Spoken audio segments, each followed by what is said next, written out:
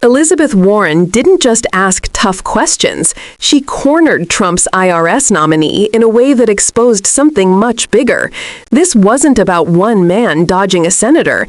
It was about whether America's tax system is rigged to let billionaires off the hook while working families foot the bill. Thank you, Mr. Chairman. So, Donald Trump's big, beautiful bill raises costs for families all across this country while handing out giant tax breaks to billionaire corporations.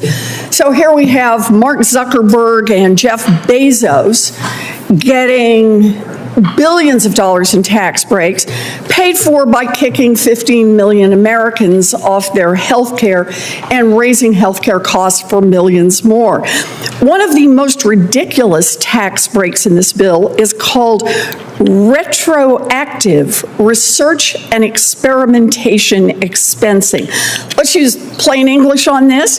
This is money to incentivize research that corporations like Meta and Amazon conducted years ago. We're going to give them a break now to incentivize them for things they did a long time ago. So, because of Trump's horrible bill, the federal government will hand $67 billion in these tax breaks to giant corporations next year. Now, Mr. Korb, as IRS Chief Counsel, you would be in charge of drafting the guidance and regulations that will determine whether or not these corporate tax breaks stay at $67 billion, or depending on how you write it, get even more valuable. And given that you have spent the past 15 years and beyond representing Fortune 500 companies in tax disputes with the IRS, your work could directly affect your former clients' bottom line. So, Mr. Korb, help me understand. How does handing out billions of dollars to corporations for research they already did lower costs for American families? Thank you for that question. I'd also like to thank you for the meeting yesterday, and I will let you know, granddaughter Anna really appreciated your signature. Glad to hear. I don't want to take up more of your time. You understand. Keep in mind that the Chief Counsel is responsible for administering the tax law. It's the U.S. Congress that is responsible for enacting the tax law. Okay, so you're saying I don't have to answer this question, not my job. But Mr. Korb, you were IRS Chief Counsel for President Bush. You know that the IRS Chief Counsel has a central role in determining how these laws are implemented through regulations and guidance. This is where the action is. So I'm going to ask one more time, how is a tax break for research that's already been done anything other than a huge windfall for corporate America? Thank you, Senator, for that question. While I do have some experience with what we used to refer to as the R&D tax credit during my many years of practice, I have to admit I've not drilled down on what is in this bill on that point. So okay, well, let me try another. I can't give you any view at this point. Let me try another then.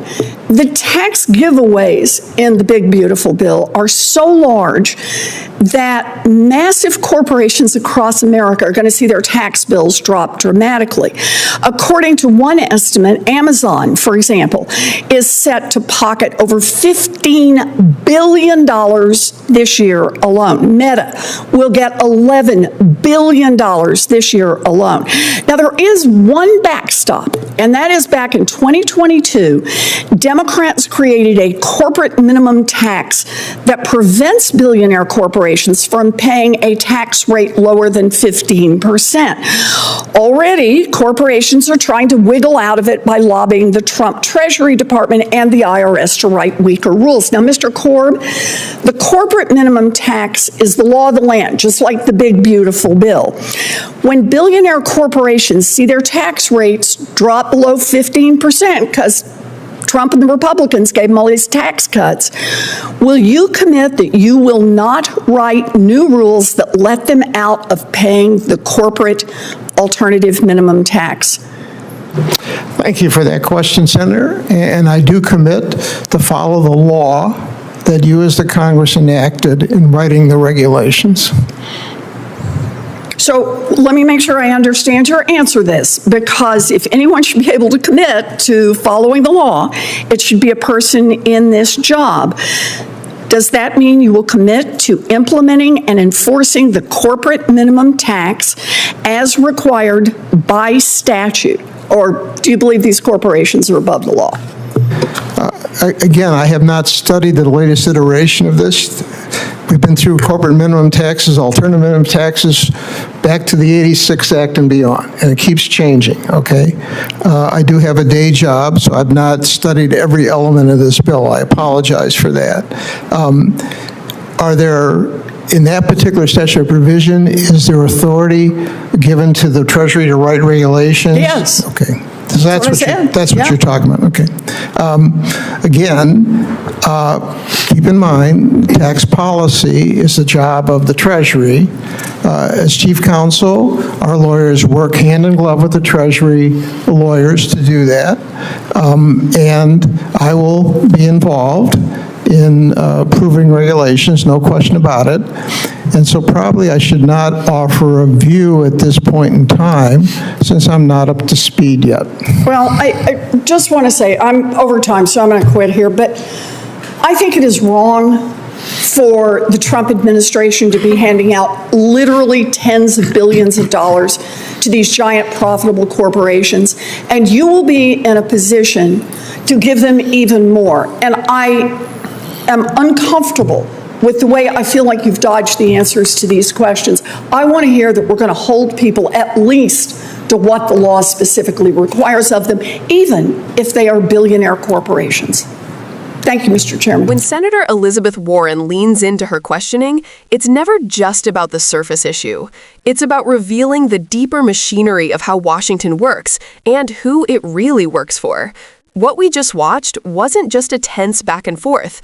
It was a clear demonstration of how billionaires and corporations tilt the rules of the game in their favor, often at the expense of ordinary families who are left paying higher costs, losing health care, or struggling to make ends meet.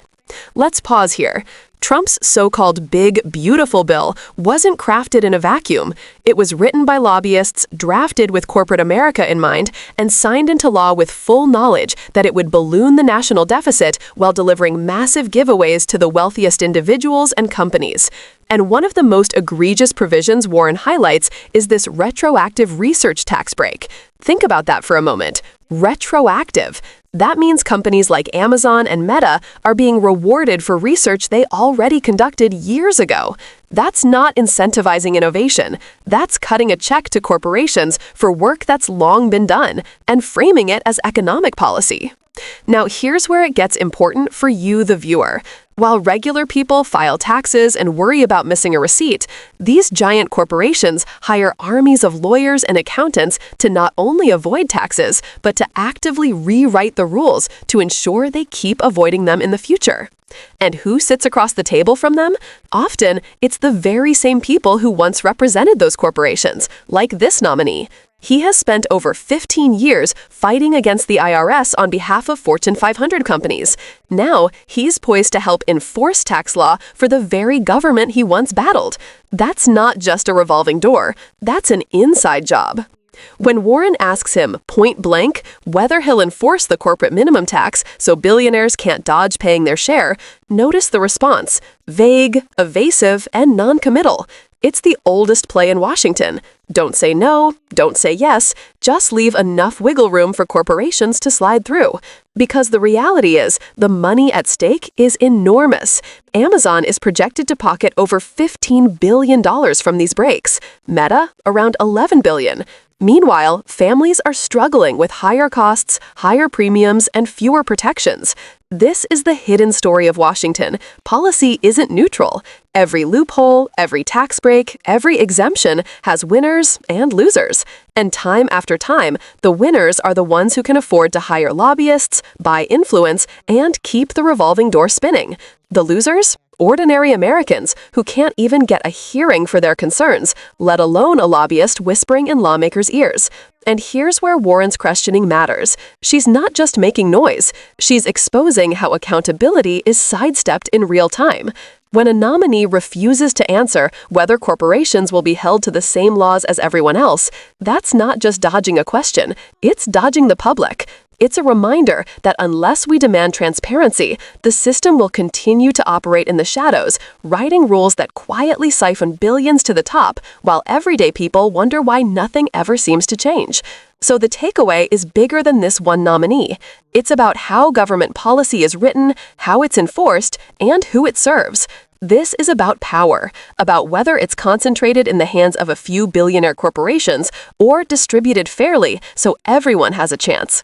The bottom line is this: Elizabeth Warren's grilling didn't just show us one person dodging questions. It showed us how the entire system dodges responsibility. And the only real check on that system isn't in those hearing rooms. It's out here, with us, with people paying attention, asking questions, and refusing to accept a government that bends over backward for the wealthiest while leaving working families behind. So here's the call to action. Stay engaged. Watch these hearings not as theater, but as lessons in how power works.